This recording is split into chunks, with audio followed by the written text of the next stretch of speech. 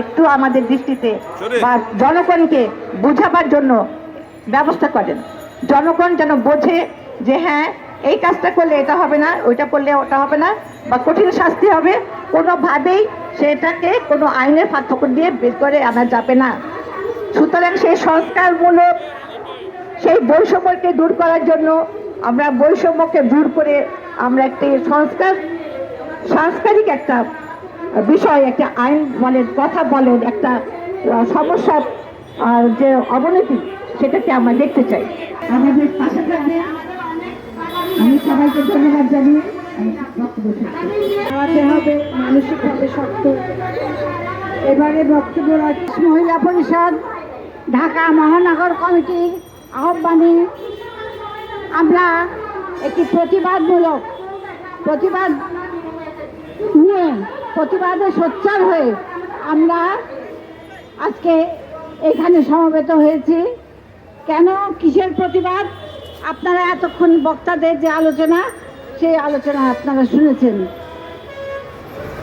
আমরা দুঃখিত শুধু নয়, আমরা বিক্ষুব্ধ, আমরা শোকাহত, আমরা এর নিন্দা জানানোর ভাষা পর্যন্ত খুঁজে পাচ্ছি না।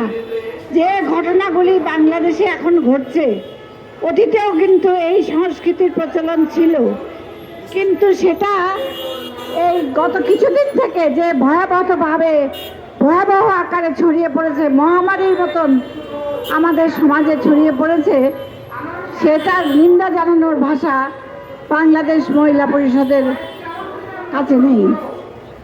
আজকে সেই জন্যই আমরা মানববন্ধন, মৌন মিছিল, প্রতিবাদ মিছিল, এবং শুধু ঢাকায় নয়, কেন্দ্রীয় কমিটি নয়, সারা বাংলাদেশে আমাদের যত শাখা কমিটি আছে তাদের মাধ্যমে আমরা প্রতিবাদ জানাচ্ছি, সোচ্চার হচ্ছি এর বিরুদ্ধে, এবং প্রতিবাদ জানাচ্ছি এই অত্যাচার, নির্যাতন, ধর্ষণের বিরুদ্ধে, এবং এই ধর্ষণকে ধামাচাপা দেওয়ার জন্য যে হত্যাকাণ্ডগুলি করা হচ্ছে তার বিরুদ্ধে।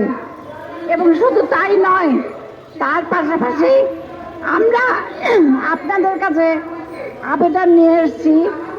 আপনারা জনগণ, আপনারা দেখিয়েছেন আপনাদের শক্তি কি। আপনারা যদি চান, আপনারা কিভাবে এদেশে একটা বৈপ্লবিক পরিবর্তন আনতে পারেন।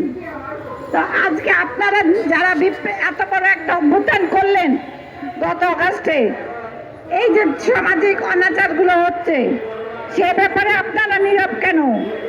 প্রতিদিন খবরের কাগজ খুললে আসিয়ার ঘটনা আজকে আমাদের বিবেককে নাড়া দিয়ে গেছে।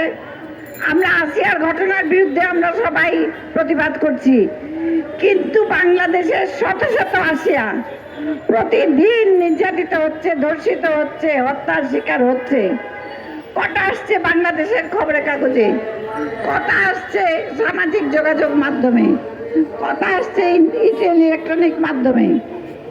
কাজেই আপনাদের কাছে আমার বক্তব্য যে আজকে শুধু নারী আন্দোলন, নারী সংগঠন বা নারীদের দায়িত্ব নয়, আজকে সামাজিক প্রতিরোধ গড়ে তুলতে হবে এই নারী নির্যাতনের বিরুদ্ধে, নারী ধর্ষণের বিরুদ্ধে, এবং নারীর প্রতি যে সহিংসতা, ক্রমবর্ধমান সহিংসতা, তার বিরুদ্ধে।